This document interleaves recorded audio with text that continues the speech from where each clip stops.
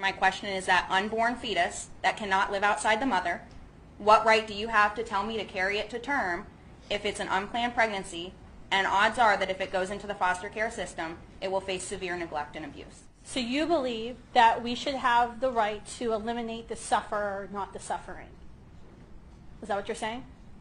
That's not what I'm saying at all, and that's not what my question is. You just said that if you knew for 100% certainty that the child you're birthing is going to have a lifetime of suffering, that it would be better for the child for you to kill and the life of the child than for the child to suffer. So instead of attempting to solve the suffering of the child, you've just eliminated the potential sufferer, right?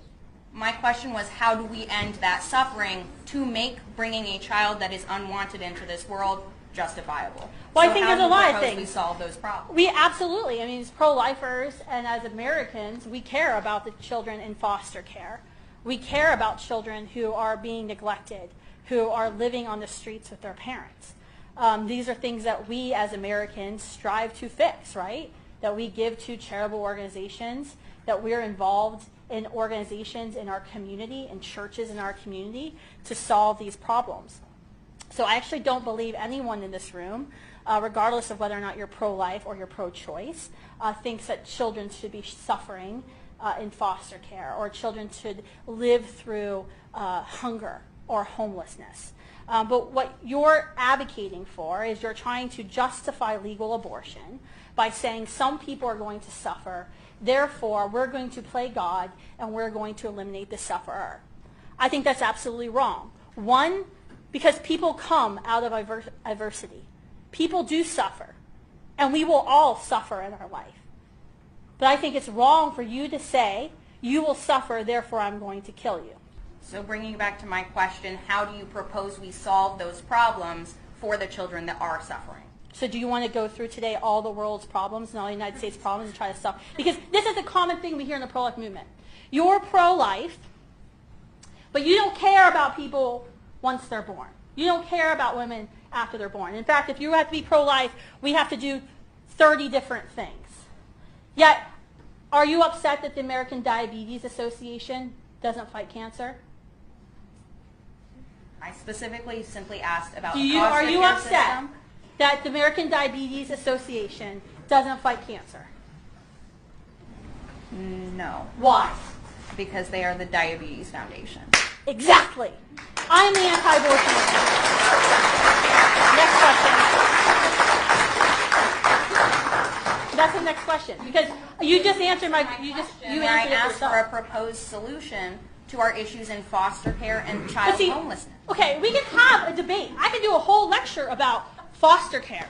We can do a whole lecture on homelessness. These are great problems that we face in our nation, right? These are dilemmas that we face. And there's different policy prescriptions for how to solve those things. But my organization, my mission is very limited. It's to abolish abortion, to make abortion illegal and unthinkable, because abortion is the greatest human rights tragedy our world faces. There's no other act of violence that kills more people every single day in America and across the world than abortion. There's nothing wrong with me fighting and spending 100% of my time doing it. Just like how there's nothing wrong with the American Diabetes Association putting 100% of their money, their research and time behind curing juvenile diabetes. No one ever accuses the Diabetes Association or the American Cancer Association of not trying to cure every life-ending disease. Because we all understand, in order to be effective, in order to achieve our goal, you have to remain laser focused on your goal. It's very basic business principles, right? It's very basic. But yet, what we hear often from those who disagree with us on abortion is what's the pro-life movement doing on all of these things? That we have to solve all the societal ills. We have to address all of them in order to be heard. I mean, the reality is you don't really care what I do. That I support children in third world countries, or that I might be volunteering at a soup kitchen, or many people in the pro-life movement are actually, they're the foster parents, they're leading the adoption efforts. It's just an argument to try to stop the actual discussion from happening, which is abortion is a moral wrong and it should be stopped.